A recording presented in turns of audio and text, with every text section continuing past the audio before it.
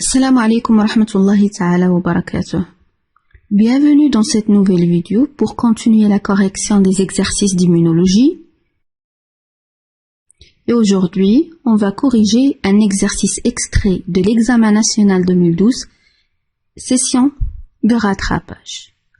Alors l'exercice est autour de la maladie du sida, qui est une maladie de déficience de l'immunité causée par le virus VIH, qui entre dans les cellules immunitaires et détruit le système immunitaire.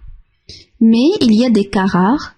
Chez certaines personnes, le VIH ne se multiplie pas et les individus ne sont pas atteints de ce syndrome. Alors pour comprendre cette particularité, chez ces personnes, on propose les données du document 1. Alors le document 1, il représente l'évolution de la concentration des lymphocytes T4 et des lymphocytes T8, ainsi que la quantité des anticorps anti-VIH et la quantité du virus VIH. La première question, à partir du document 1, déterminer le type d'immunité intervenant contre le VIH. Donc, quel type d'immunité ou bien quelle médiation? Alors, après le document 1, on remarque qu'il y a augmentation de la concentration des lymphocytes T4, augmentation de la concentration des lymphocytes T8. Alors la présence des lymphocytes T8 prouve qu'il y a une réponse immunitaire à médiation cellulaire, puisque les lymphocytes T8 vont se différencier en lymphocytes TC. Aussi, il y a augmentation des anticorps anti-VIH. Donc la présence des anticorps dans le sang prouve que c'est une réponse immunitaire à médiation humorale. Donc, il y a intervention de deux types d'immunité, à médiation humorale et à médiation cellulaire. La deuxième question, en se basant sur le document 1, déterminer l'effet de l'infection par le VIH sur les lymphocytes T4, T8 et les anticorps. Puis expliquer la relation entre l'infection des T4 par le VIH et l'apparition des maladies opportunistes, c'est-à-dire l'amrad al-intihaziyya.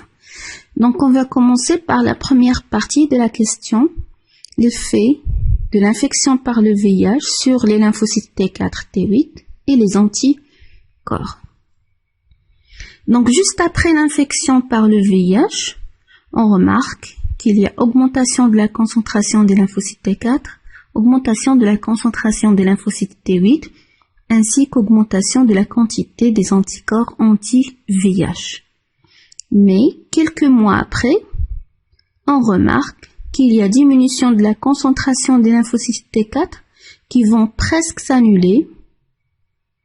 Alors cette concentration va s'annuler entre 80 et 90 mois, presque aux alentours de 85 mois. Pour la concentration des lymphocytes T8, elle va diminuer aussi, et il y a aussi diminution de la quantité des anticorps anti-VIH. Alors on veut expliquer la relation entre l'infection des T4 par le VIH et l'apparition des maladies opportunistes. Alors comme vous voyez, l'apparition des maladies opportunistes vient presque après 85 mois. Puisqu'on a diminution de la concentration des lymphocytes T4 et on a cette concentration va presque s'annuler, alors on distingue qu'il y a une destruction des lymphocytes T4. Et comme vous savez, les lymphocytes T4 jouent un rôle très important. Les lymphocytes T4 vont activer les lymphocytes T8 pour se différencier en lymphocytes TC, tueuses, et les lymphocytes T4 aussi, ils vont activer les lymphocytes B pour se différencier en plasmocytes qui produisent ou sécrètent les anticorps.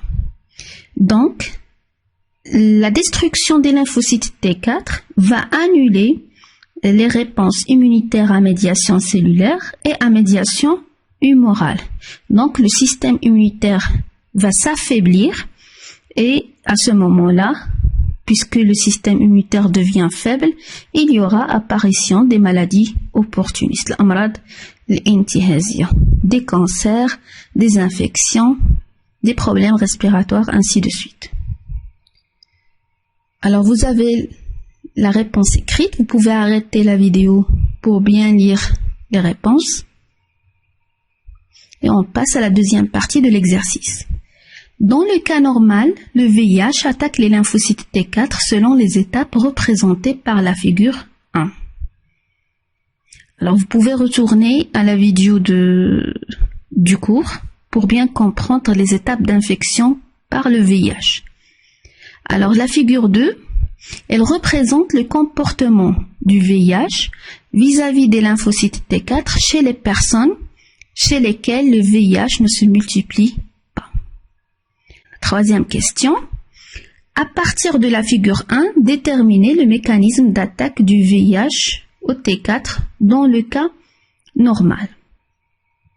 Alors, dans le cas normal, et la deuxième partie de la question, en se basant sur la figure 2, expliquez pourquoi certaines personnes échappent de l'infection. Alors, on va commencer par la figure 1. Dans le cas normal, le VIH, le virus, il va se fixer sur les lymphocytes T4, exactement sur la membrane cytoplasmique des lymphocytes T4, par le biais de complémentarité des protéines GP120 qui sont complémentaires avec le récepteur CD4 et la complémentarité aussi des protéines GP41. Alors, ces deux protéines, GP120 et GP41, sont complémentaires avec les récepteurs membranaires au niveau des lymphocytes T4, CD4 et CXCR5, ou également appelé le récepteur CCR5. Donc, après cette complémentarité, il y aura fixation. Et après cette fixation, comme on a déjà vu dans la partie du cours, il y aura rapprochement et fusion des deux membranes, la membrane du virus et la membrane cytoplasmique du lymphocyte T4. Alors cette fusion va permettre l'intégration ou bien la pénétration de l'ARN viral à l'intérieur de la cellule des lymphocytes T4. Alors vous pouvez retourner à chaque fois, je dis, vous pouvez retourner à la partie du cours. Pour la figure 2, qui représente le comportement du VIH vis-à-vis de lymphocytes T4 chez les personnes où le VIH ne se multiplie pas, alors quand vous remarquez, chez ces personnes, bien les lymphocytes T4 chez ces personnes ne possèdent pas le récepteur CCR5 ou appelé CXCR5. Donc l'absence de ce récepteur ne permet pas la complémentarité entre les virus ou bien les protéines du virus GP120 et GP41 avec les récepteurs ou bien avec la membrane plasmique. Donc, une fois il y a absence de complémentarité, le virus ne peut pas se fixer sur la membrane des lymphocytes T4 et à ce moment-là, il n'y aura pas intégration, il n'y aura pas de multiplication du virus à l'intérieur des lymphocytes T4. Donc, on a pu comprendre chez les personnes chez lesquelles le VIH ne se multiplie pas, la cause est l'absence des récepteurs CCR5 ou appelé également CXCR5 au niveau de la membrane plasmique des lymphocytes T4. Donc vous trouvez là la réponse écrite.